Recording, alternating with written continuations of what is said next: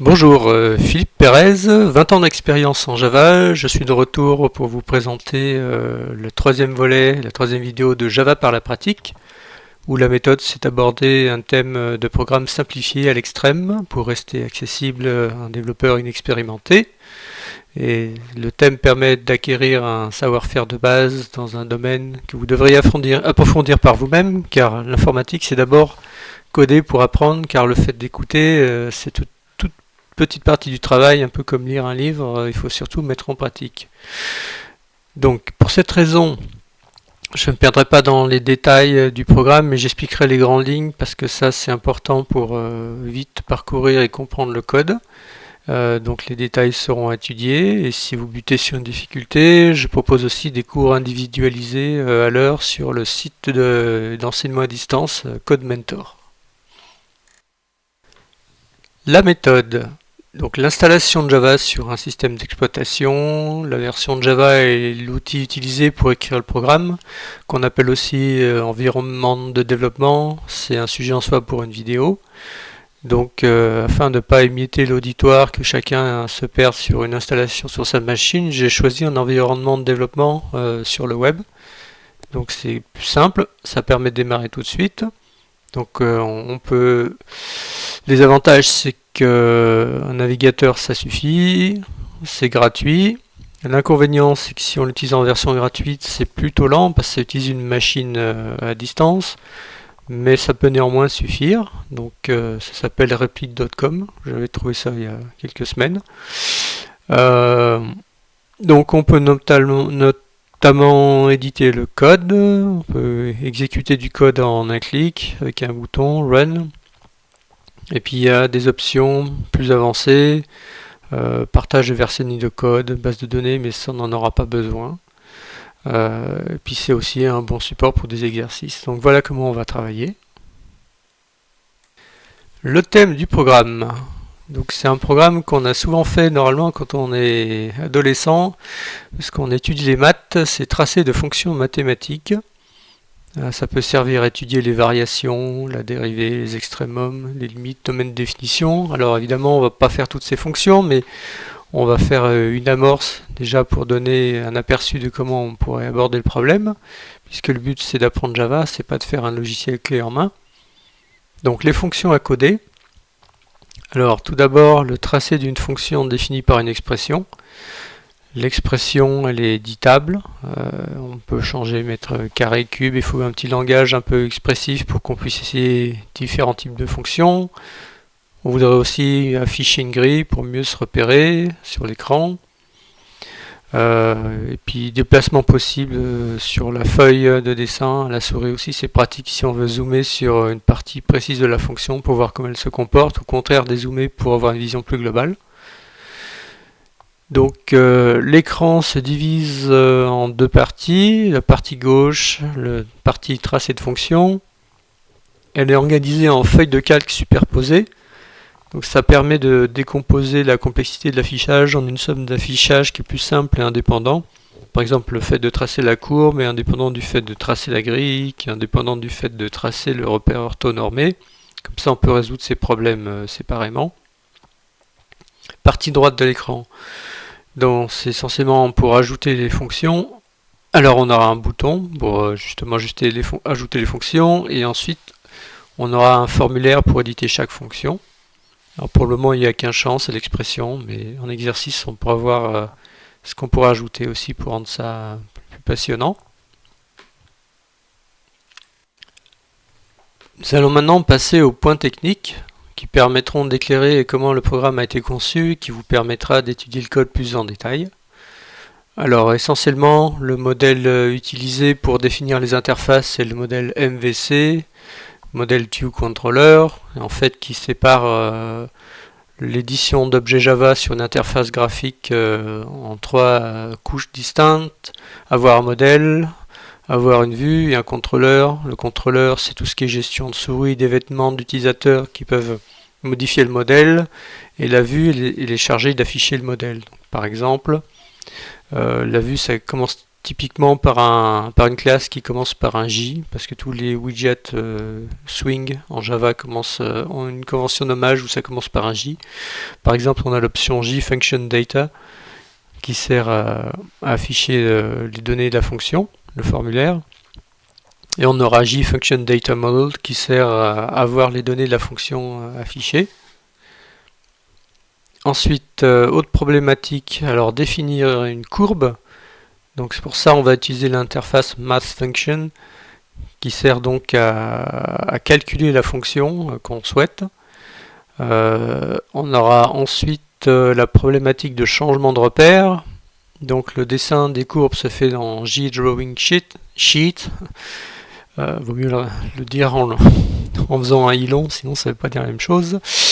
Alors la méthode peut-être la plus compliquée, c'est getAffine_transform. Cette méthode sert à convertir les valeurs de la fonction depuis la feuille de calcul sur les coordonnées d'écran en pixels. Ça utilise une matrice, je ne vais pas trop rentrer dans les détails, mais disons ce sont des transformations, des rotations, des changements d'échelle qui serviront à calculer les coordonnées d'un point de l'espace réel à un point dans l'espace image. Voilà, alors quatrième point, la problématique de l'édition. Alors, comment éditer une fonction en Java? Java est compilé, donc on ne souhaiterait ne pas devoir recompiler l'application pour changer la fonction, puisque l'utilisateur serait censé éditer la fonction à la volée. Donc là, petite astuce ou grosse astuce, selon comment on le voit, c'est des versions récentes, entre guillemets, en tout cas à partir de la version 7, si je me souviens bien, Java permet aussi d'exécuter des scripts. Et notamment, il y a un support d'ECMAScript qui est un JavaScript sans l'accès au DOM, au modèle HTML du browser, mais juste le langage. Donc on va se servir de ça pour pouvoir avoir un mécanisme d'évaluation dynamique des expressions. Comme ça, quand on change une expression dans un formulaire, la fonction elle va être changée, on va pouvoir la recalculer. Bon, l'inconvénient, c'est un petit peu lent, spécialement avec le remote, ça met un peu de latence, mais bon, le but c'est d'apprendre. Mais quand je l'exécute localement sur ma machine, ça va déjà beaucoup plus vite. Et puis le but aussi c'était de ne pas ajouter des librairies, des bibliothèques Java et de rester vraiment sur JDK pour simplifier, parce que sinon il y a d'autres langages comme le Bean Shell qu'on peut rajouter. Donc voilà, problématique de l'édition de la fonction.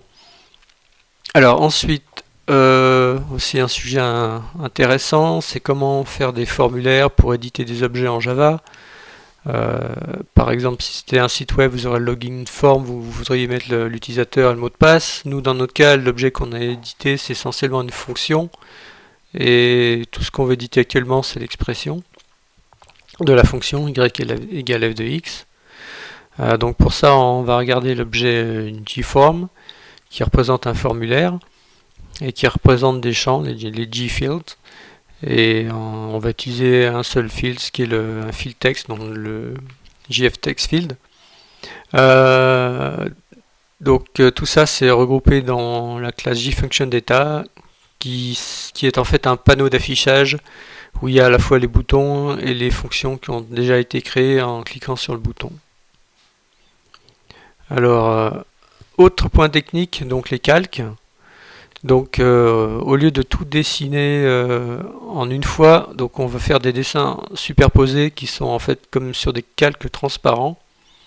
Donc ça permet une certaine indépendance de concepts qui seraient trop compliqués à tous coder en même temps. Donc l'interface qui définit ces calques, c'est Drawing Layer. Et si après on se reporte à la classe main, la méthode run, on voit qu'il y a des méthodes qui sont appelées comme addPage, addGrid, addAxis, addCurves. Donc chacune de ces méthodes ajoute un calque et chaque calque est géré indépendamment. Et donc ça permet d'avoir une vision composite de l'écran qu'on affiche. Dernier point, mineur, donc il y a un curseur souris sur mesure. Donc si on regarde la fonction create custom cursor, ça permet de définir un curseur qui est une espèce de viseur tourné à 45 degrés, donc c'est plus sympa que le pointeur souris habituel. Donc voilà les points techniques essentiels qui sont abordés dans ce programme. Et après, donc, il y a relativement peu de code, donc en prenant classe par classe, vous pourrez voir les détails de comment ça a été réalisé. Alors une fois que vous aurez lancé le programme et que vous l'aurez un peu testé, le côté intéressant de maîtriser un programme, c'est d'essayer par soi-même de l'étendre un peu. Alors je vous propose des thèmes d'exercice. Exercice numéro 1, vous pouvez ajouter actuellement les fonctions, mais vous ne pouvez pas les supprimer. Donc essayez d'ajouter un bouton qui serait ajouté en dessous de chaque fonction au niveau formulaire à droite. Et quand vous cliquez, ça supprimerait la fonction, donc elle ne sera plus tracée et son formulaire serait enlevé de la liste. Exercice numéro 2, si vous voyez actuellement dans le code que chaque courbe a une couleur qui est arbitrairement associée. Donc essayez d'ajouter un nouveau champ où vous pourriez mettre le code couleur qu'on voudrait. Comme ça, si vous changez cette valeur, ça changerait la valeur de la couleur de la courbe correspondante dans la partie tracée. Alors l'objet, la classe à éditer, ce serait une classe color. Et puis vous pouvez éditer la valeur rouge, vert, bleu, RGB par exemple. Troisième exercice. Afficher la position courante de la souris dans un nouveau calque. Et vous pourrez utiliser ça, la méthode de G, graphic context drawString, qui permet de dessiner des chaînes de texte. Donc en utilisant cette fonction, normalement en ajoutant un calque et en écoutant la position de la souris comme c'est fait actuellement pour la partie déplacement et zoom, vous devriez être capable d'afficher par exemple disons en bas à droite et en jaune la position courante de la souris. Ça permettrait quand on se déplace à un endroit d'une fonction d'avoir les valeurs exactes entre guillemets à virgule flottante, donc pas tout à fait exactes mais disons assez précises. Donc voilà pour les 3 exercices. Et si vous souhaitez un tutorat pour qu'on corrige ça ensemble et qu'on voit vous avez besoin d'un peu d'aide, vous pouvez par exemple souscrire à une session sur Code Mentor où je pourrais vous aider à compléter ces exercices et aller plus loin éventuellement dans ce genre de programme. Si vous souhaitez vous-même en faire une copie et puis le faire évoluer pour des besoins personnels. Voilà. Eh bien, bon courage et merci et à bientôt.